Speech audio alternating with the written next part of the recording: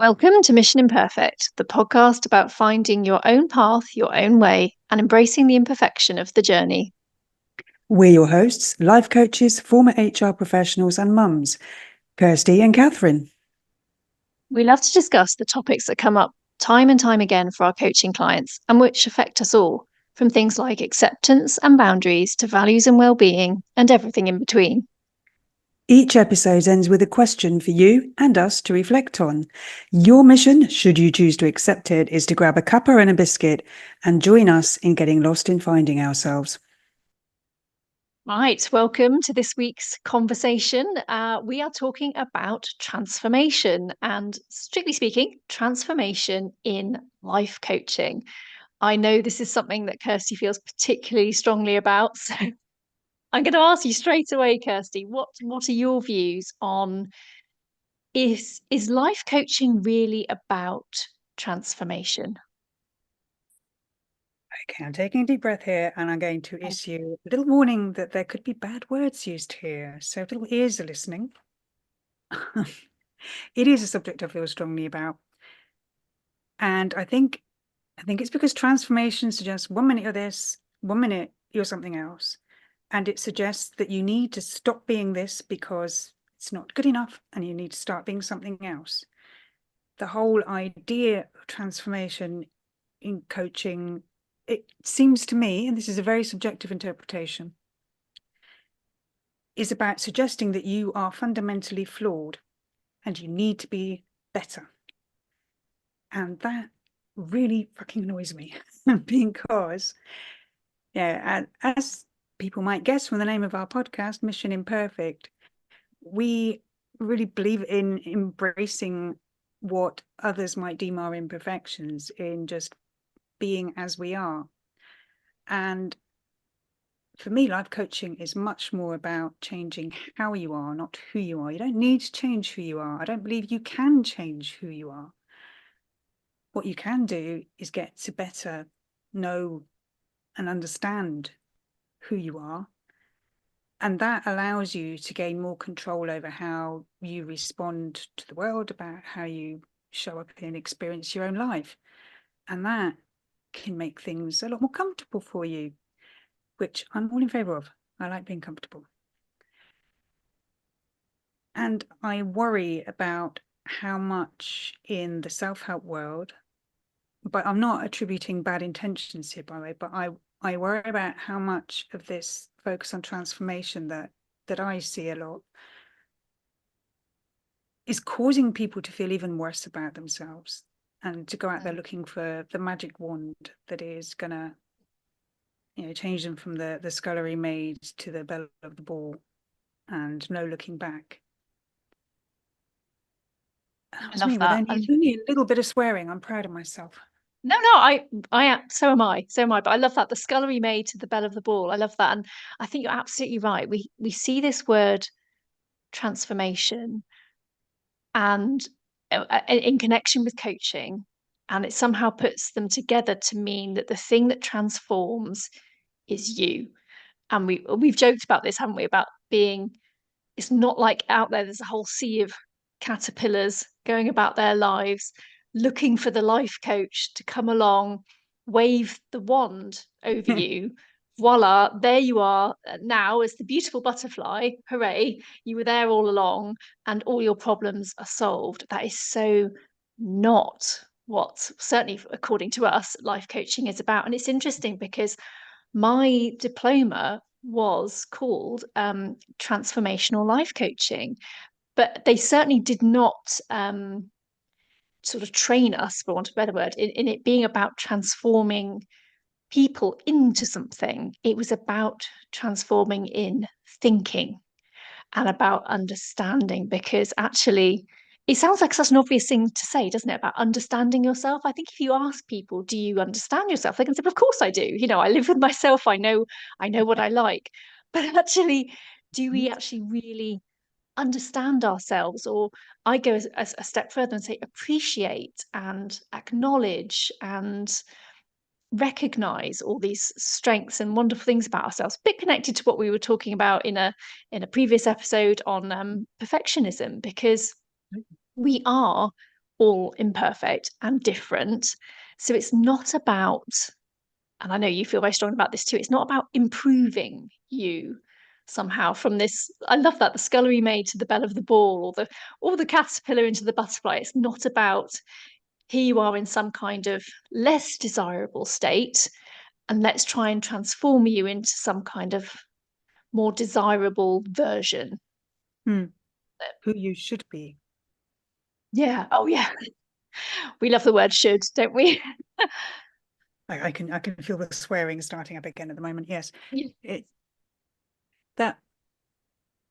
But trying to be a little more calm and rational about the subject. Obviously, both of us to some extent there have put a certain spin on the word transformation. The idea that it is a magic wand moment. 1 minute you were this, the next minute you were that. But I think we've both looked up dictionary definitions of it, and that's not quite what it is in sort of common use. That I think that is how it tends to get used, isn't it? But when you look it up, it's more about just a dramatic change. It doesn't have to be Mm. instantaneous. It could be, and this is the way in which I can get to grips with the idea of transformation. It can be a long drawn out process. And where I do relate to it is where you can say, where you can look back on yourself from years ago and the way you were dealing with life and the way you were thinking and feeling. And from your position now, go, I hardly recognize myself in the way that I was behaving and reacting. But alongside that, we have that thing of, the older you get and we keep saying, but I still feel the same age. I don't feel that I'm old. I still feel like I did 20, 30 years ago. It's because we're not changing who we are. We're just changing how we are coping, how we are behaving and thinking, hopefully for the better. Yeah. In ways that better serve us, not in terms of an absolute better, but in ways that better serve us. And that kind of long-term, but I think ongoing transformation. Do you ever arrive at a point where you go, you know what, I'm done. That's it. This is how I am. And I'm absolutely 100% happy with every aspect of how I think and feel and behave. Do you ever get to that? Probably not. No, no, I don't think so either. But I think as long as there's a willingness to see that and embrace that. So it's exactly as you were saying, it's the sort of how you are rather than the who you are. But I have to say, I was quite surprised when I looked up transformation, and it made references to dramatic, total, or marked change. I think you're absolutely right. It's that to me can make a connotation of like flipping a switch, like from A to B. And because life is not like that. And you're right, you can reflect on the person you were. Like I think back to sort of student me, and I recognize myself in there. Like I've always been referred to as conscientious, for example. And I can still see how that applies. It's obviously a character trait that I have, but there's how I am with it. I am definitely more comfortable now in my 40s than I probably was in my early 20s in a different way. I was probably a little bit more carefree, and because I the world was sort of still your oyster a little bit in your early 20s. You don't know all these life experiences you're going to have, but actually being more comfortable in my own skin and Mm-hmm. with the who that I am has definitely come about as I'm older. But also, I can probably imagine it's also come about because I have obviously experienced coaching, and I'm now a coach myself. So Yes. I can't ignore the involvement of coaching in my life. Absolutely. And that, I mean, the same for me. I first experienced coaching kind of by accident, and strange thing to admit, story for another time maybe, but yeah, accidentally ended up experiencing coaching. And the revelation about how you can start to look inwards at what's going on for you, how you are reacting and responding, and the level of awareness and control you can actually have of that was pretty mind-blowing to me. Mm. And Yeah, when I realized that you absolutely. can change it, all sorts of possibilities started to open up. Yeah, I think for me the a real moment where things became a lot clearer for me in our coach training was this idea that the transformation, if you like, is about accessing this new thinking about yourself in the way that sometimes you can see it in other people. You know, sometimes you meet someone, you think, wow, they're amazing, and they're really charismatic, and you see such creativity and resourcefulness and how brilliant they are. And yet inside they might be crippled with self-doubt and all those things that perhaps we are carrying ourselves. For me, the light bulb was with coaching is about trying to help people find that for themselves. And then the beauty is, what does that then mean for them and for their future? Because it's almost like taking off some of these shackles that we're Yes. invisibly carrying about what we're limiting ourselves for, what we are capable of, and the things that we can actually do, and we don't realize it. And I think, I don't know if you feel the same, Kirsty, but when I experienced coaching, it was a bit like, ah, I can see how I've been doing that unintentionally, but absolutely that was a definite aha moment for me when I, a bit like you, it's almost accidental coaching. I remember it so well. I was on, it was that period between Christmas and New Year, you know, when that no man's land window of time that you have. And I was commuting back into work, really wet, dreary, miserable. It's still probably dark on the train with Mm. quite a few other people, you know. And I was just scrolling as you do, and I saw somebody talking about coaching, and I was a bit like, well, what is this? I didn't really have this understanding of what coaching was about, but this person just explained it in a way that I could immediately see something. And I reached out to her, and she did coach me. And that was my first Wow. taste of it. And it was almost like someone, I'd always say, think it as almost like a flashlight and help you shine it around what's going on for you, because you're sort of living in this kind of autopilot type setting and not realizing what else is perhaps around you. So for me, that's where transformation magic, if you like, was. I like that autopilot setting, yeah, because I think we so much of how we think and feel, the patterns we have around our thinking and feeling, our reactions and responses to what happens, they are pre-programmed by our own experiences. We've got our own, you know, we talk about the algorithm and social media and everything, but we've got our own running about how our experiences have affected us and whether the outcome from that we perceived to be good or bad. And our brains remember, you know, when that thing happened, you behaved in that way and you came out of it all right. So now you've got to behave in that way every time something like that happens. And it's the shortcut because we can't consciously process everything all the time. Yeah. But when those things become embedded and unquestioned, you know, 10 years down the line, a response that worked for us when we were children, it's not necessarily the ones that are going to work for us as grown-ups in a corporate setting or trying to parent our own children.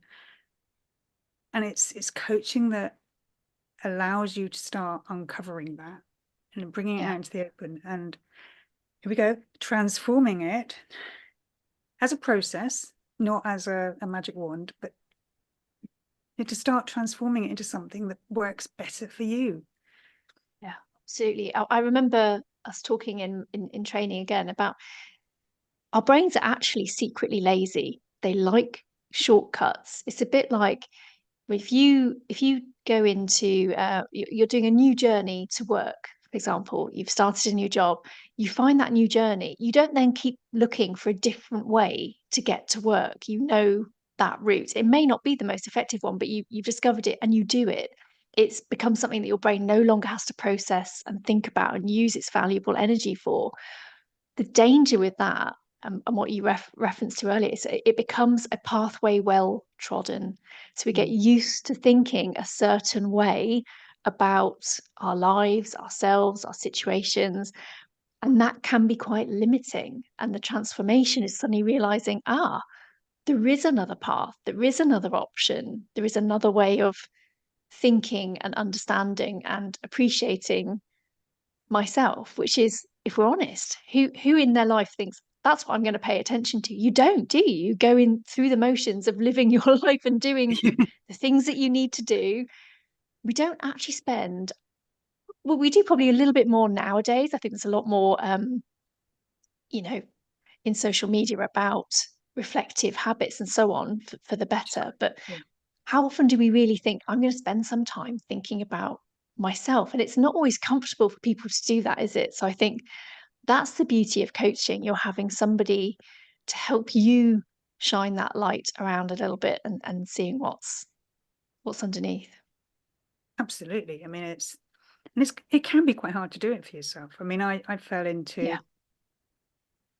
the world of self-help at a time when life felt very difficult. I was dealing with a lot of difficult emotions, but I was trying to find things that worked for me, and I got into some Buddhist thought and some mindfulness and things like that, and lots of self-help books with the word fuck in the title. I mean, who knew? But they all started to open things up for me and to really help, and I was sort of gobsmacked. And it felt transformative in the magic wand sense of the word, that I was seeing these insights going, oh, now I can see it like that. Nothing will ever be the same again. But of course, that momentary insight does not eliminate years of embedded learning. And you very quickly retreat back into it. And I think a benefit of coaching is that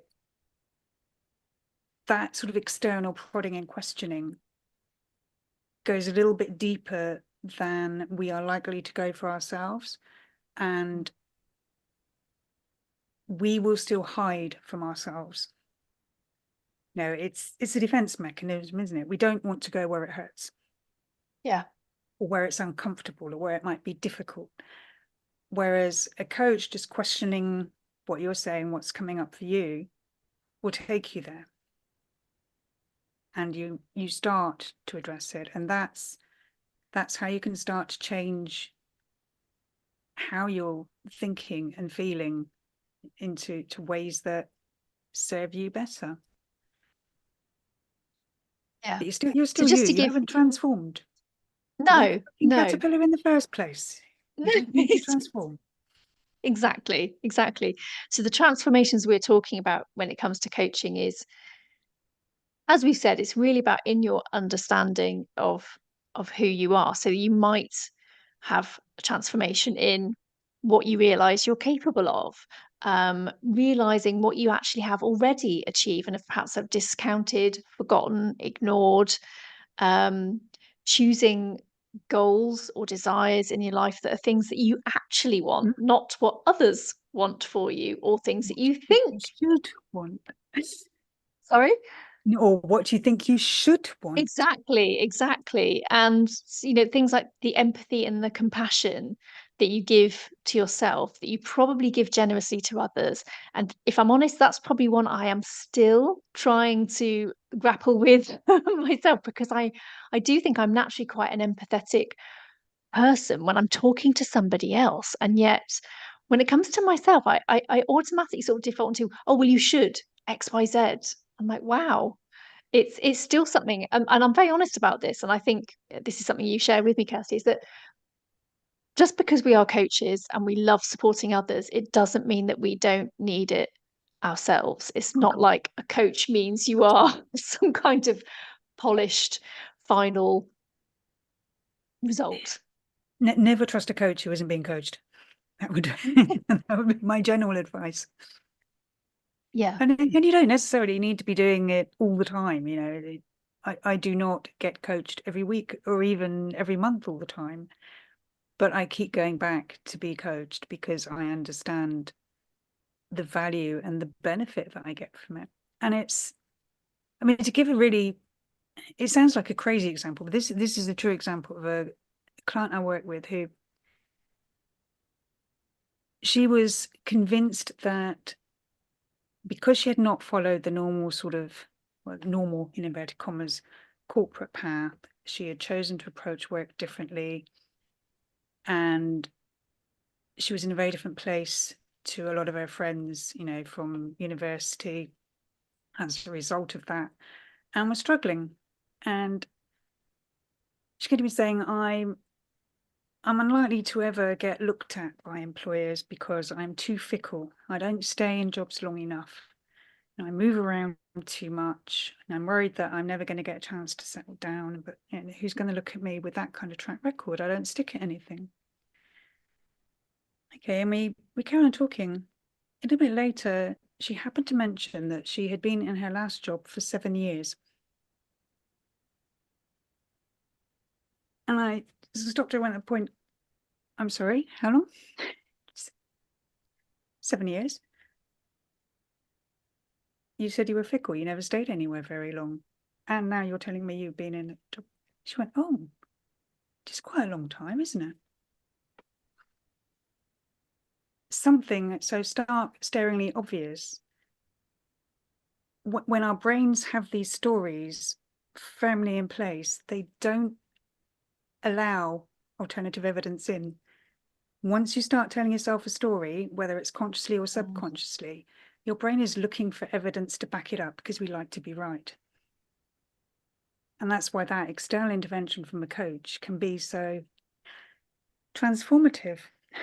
Yeah, absolutely. And like you said, it's an ongoing thing, isn't it? It's learning and discovering often quite a lot of the time. It's not a kind of like, oh, once I've had this revelation and now things have changed forevermore. Even in the example you've just given, I imagine that might still have been a message that she has to get used to Absolutely. saying Yes, and understanding about herself, you're right. that she's used this word fickle about herself a lot. And now actually there's going to be probably more pieces of evidence that are to the contrary of that, Once, not just the once you'd one. opened, once you'd opened up to it, she could start looking, she could start letting in other evidence. Once she said, yes, that is true, the brain no longer needed to support the premise that she was fickle. It could look for evidence that she wasn't. Yeah, love that. But it can be hard to see for yourself, even at a level which to an outsider may seem utterly obvious. Yeah.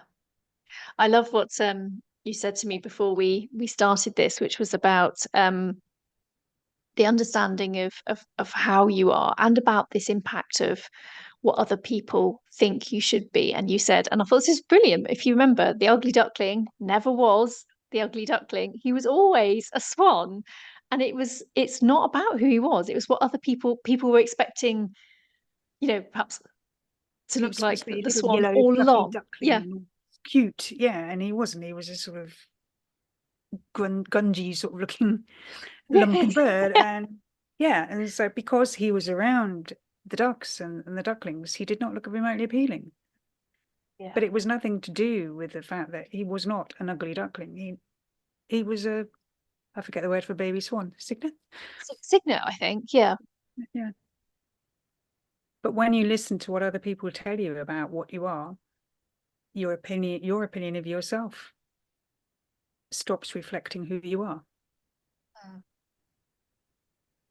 And yours is the opinion that ultimately matters the most.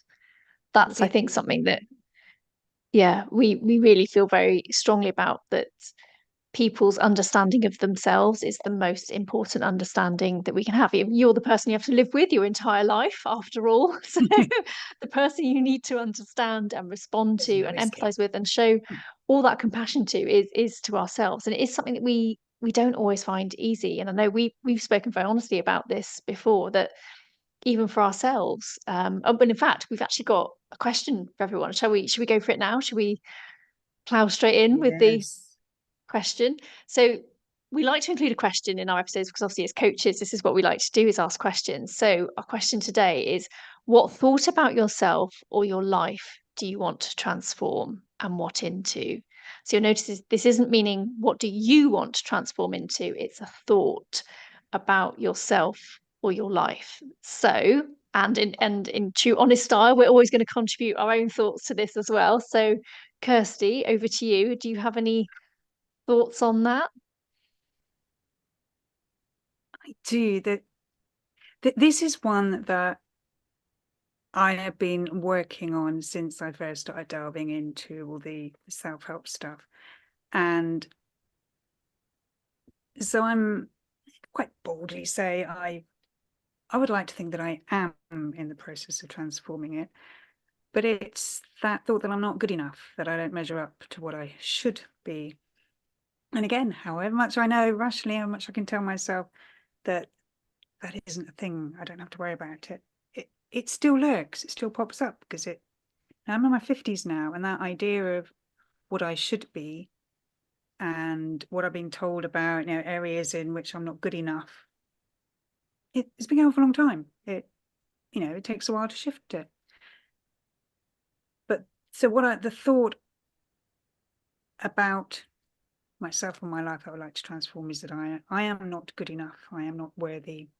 I am not deserving. That whole little bundle of not enough. And I guess the obvious thing I want to transform it into is I am enough. I am worthy. I am deserving.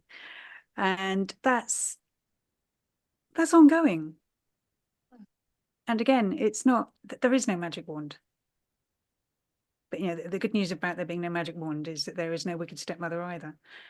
So it's, again, I look back to where I was when I started that journey and alighting on all those sweary self-help books, and my attitude towards myself is almost unrecognizable. So having started as somebody who was being very unkind about the word transformation, maybe I need to be a little kinder to it. I think as long as it's phrased in the right way, right? And I think Yeah. we've tried to explain what it means to us. And I think in that light, yes, absolutely, I can totally get on board with that too. And how about you, Catherine? What thought about yourself or your life do you want to transform? Oh, just one. As I'm many joking. as you like. Um, We can be here all night. It's not a problem. I think people might be a little bit lose interest if I rattle off. No, in all seriousness, I was thinking about this, and I can recognise a sort of trait, if you like, in me, which has been about this thing for achieving and equating that achievement with a level of acceptance and worthiness. And Yeah. I think, yeah, I was always that person who strived really hard at school to do well because I thought that really mattered. And I'm not saying it didn't matter, but I don't think it mattered as much as the sort of value and worth that I was attributing to it. So this is something again very much like you said, a work in progress, still getting to grips with it and not letting it. I'm much more aware of it now than I think I was before. But I sometimes I have to recognize it in myself when it pops up. Where I'm like, oh, perhaps if I get this extra qualification, or if I add this extra string to Yeah. my bow, then I'll feel like I'm an even more legitimate coach. It's like what I mean, this is probably a whole other subject, really, but this idea of we're sort of striving for these sort of external validations, if you like, for to then transform something inside us. And as a coach, I know intuitively, I know that that's not how it works. It's like Mhm. how because I actually, well, we can talk about qualifications and coaching in probably a whole other episode, but it's not the be all and end all. I think I know quite a lot of coaches now. Most of them, if I'm honest, probably are qualified and they take it seriously. And, it's an industry where everybody in a way could call themselves a coach. But after all of that, that's not really what matters. It's who that person is and how they relate and interact and all of those other things. That's the bit that matters. So the bit I want to transform is understanding that in myself. It's not about the achievement equates to the value that I can bring and offer. It's kind of like a nice to have rather than an essential to have. Whoa. Yeah. So I just Yeah. took that one on you there, Kirsty. Yeah, I'm processing that myself because I can relate to a lot of that. After all, as we know, we are the same person effectively. And there's so much there that I can relate to. But what's striking me is it seems to me that the common theme in our answers is about wanting to shed that that learned reaction, that learned response, and become, another word that can be a little bit icky, authentic. Trying to come from a place of greater belief and trust in ourselves. Mm. Yeah. And I think, as we've touched on, it's some of this stuff is always going to be a work in progress, isn't it? Like the transformation isn't that kind of overnight A to B thing. It is a gradual, like you said very early on, we look back and you don't recognize the person you were, but that wasn't that person yesterday, at least hopefully. Person from years ago. And my coaching journey, even though I feel sometimes I think, wow, I can't believe I'm 4 years in now. 4 years, I mean, it is and it isn't a long amount of time. It's certainly not when I think of my entire HR career before that, which was for many, many years. And it probably took me a very long time to get accustomed to calling myself or thinking of myself as any kind of expert, if you like, in that career. So perhaps Mm. it's no wonder that those feelings of, oh, perhaps I'll need a little bit of extra boost in my experience and my learning to be a more legitimate coach. So do you know what I mean? Yeah, there's you realize these things because it's a pattern over a long period of time rather than Yeah, a instant transformation. So gosh, lots of food for thought.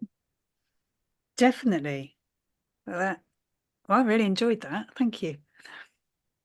Thank you too. So we hope you have enjoyed us talking today about transformation. And yeah, that question again, just in case you want to have a little think about this, was what thought about yourself or or your life do you want to transform and what into? So hopefully that will give you something to think about. And we will see you soon for the next episode. Thank you for listening to this week's episode of Mission Imperfect. Please visit the show notes for details on how to contact us and for any resources we may have on the topic discussed. Until next time, keep being imperfectly you. No one does it better.